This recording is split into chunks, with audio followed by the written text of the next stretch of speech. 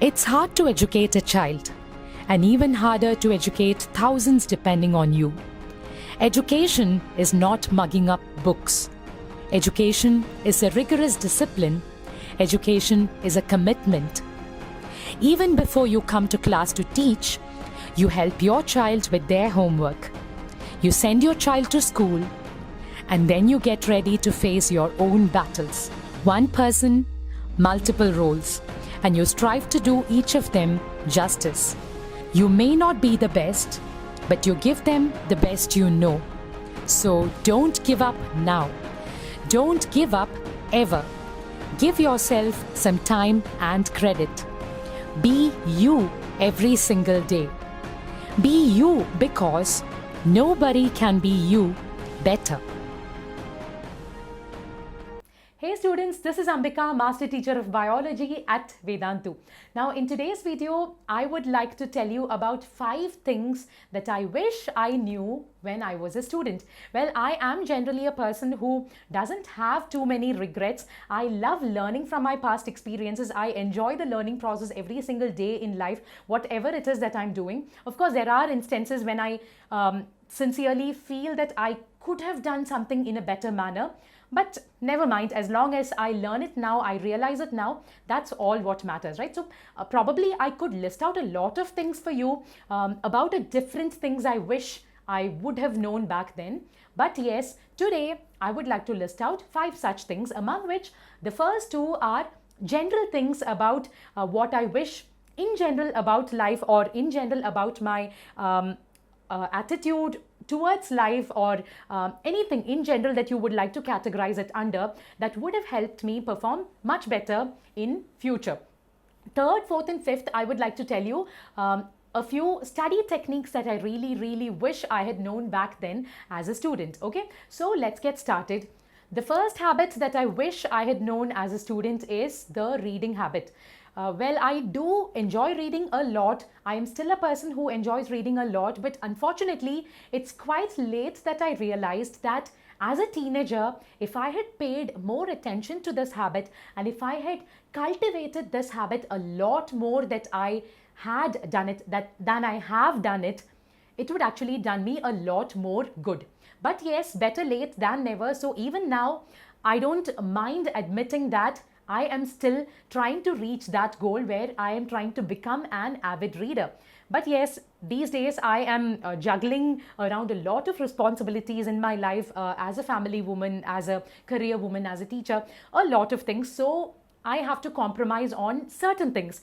But yes, I would love to find time for that. But why am I telling you this now? You are around 14, 15, 16 years of age probably, which is the right time to get started with the reading habit. Because the age-old saying that goes, reading does to your mind what exercise does to your body is actually very true.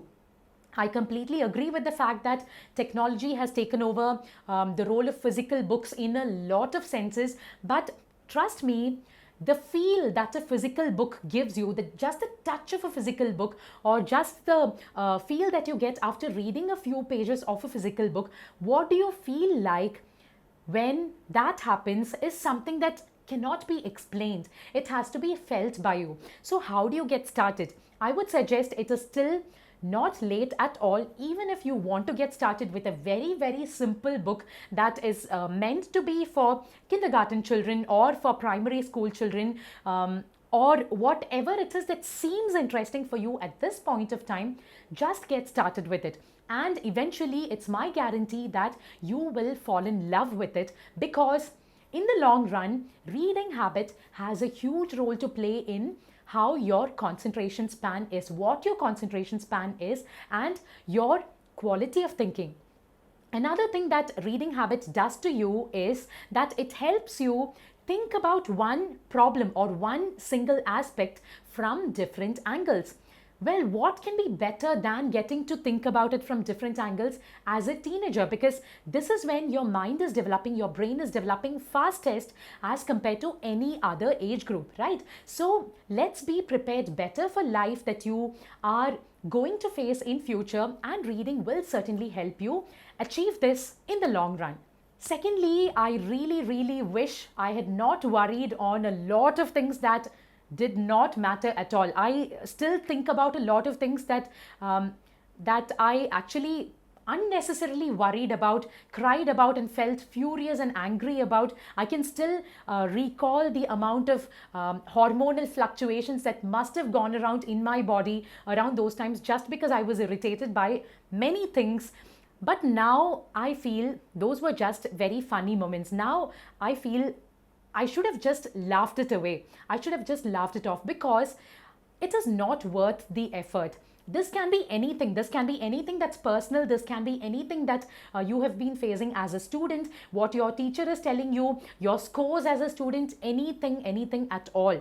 There may be a lot of instances where you feel very hurt. You feel very insulted, but that doesn't matter. Just ask yourself the question, children, will this matter a month from now? Will this matter a few months from now? Will this matter 5 years from now? And yes, imagine yourself as a 20-year-old or as a 22-year-old. What would your mindset be? What do you want your mindset to be?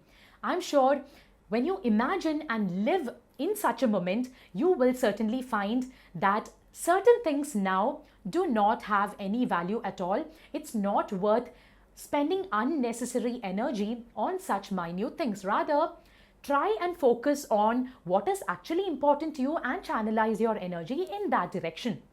Now, yes, coming to the third thing that I wish I had known as a student, which is one study technique that I keep telling you about, which is the Pomodoro technique. Because many times as a student, I remember I would never get started with my revision sessions, with my study sessions, just because I would feel overwhelmed by the intensity, by the voluminous material that would be in front of me. I have to do 10 chapters for this exam, 20 chapters for this exam, and so on. So automatically, I would be lost in those numbers and forget that I can reach those 22 if I did one step at a time, if I started today. So yes, that is where the Pomodoro technique works, children.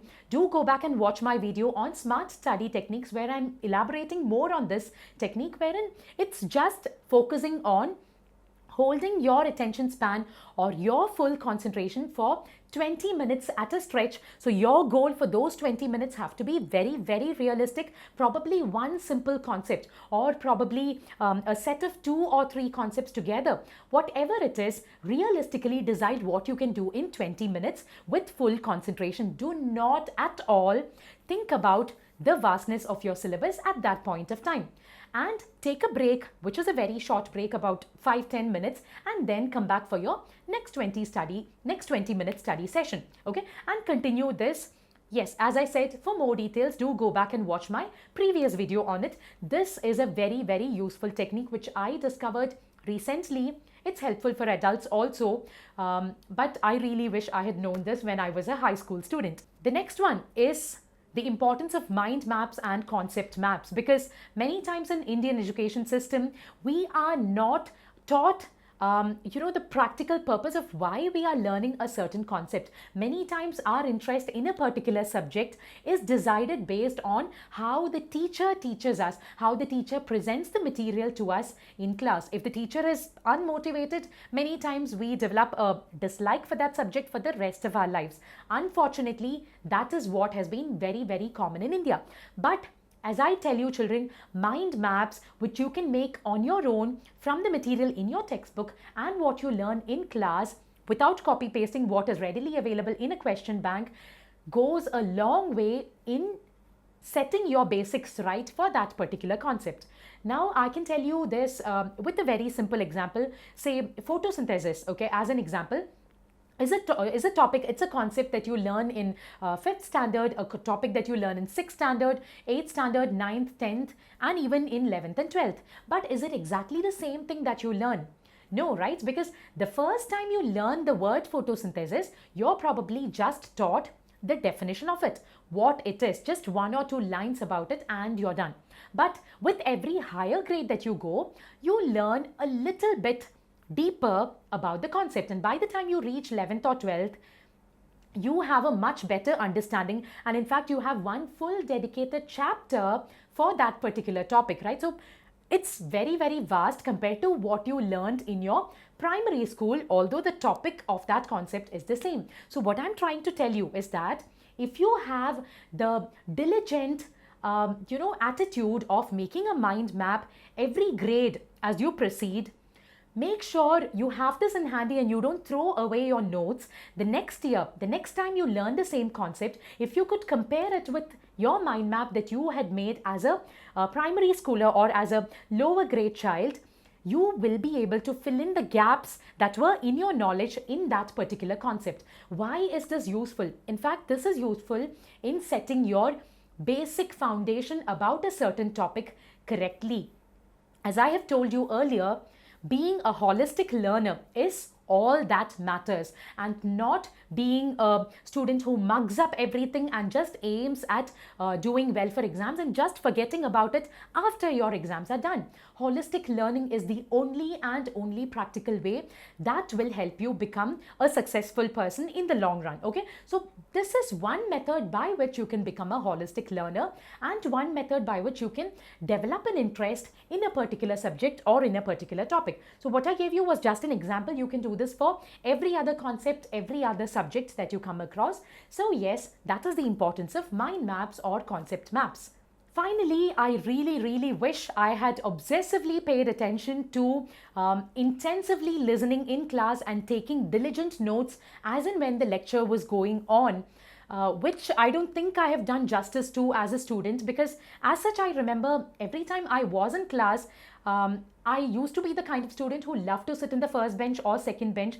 I would just sit and listen very intensively, but I don't think I have done justice to the extent that I would ensure I make notes so that even at the end of the day, I would have something to look at after going home and recall what the class was like. Probably I should have done that, because in the long run, it would have certainly cut down on a lot of study time for me when it came to the eve of exams or study holidays. So try this out, children. Make sure you pay a lot of attention while the class is going on. Right now, it may not be relevant to you because many of you are having your study holidays, but anytime you attend a class, make sure you are fully utilizing that 20 minutes, 30 minutes, 1 hour, whatever the duration of that class is, so that in future you will be thankful to yourself.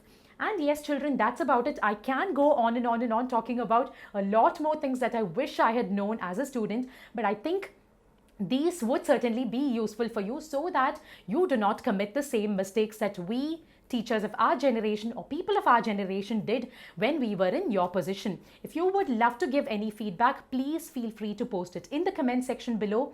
Until we meet again, this is Ambika signing off. Bye bye.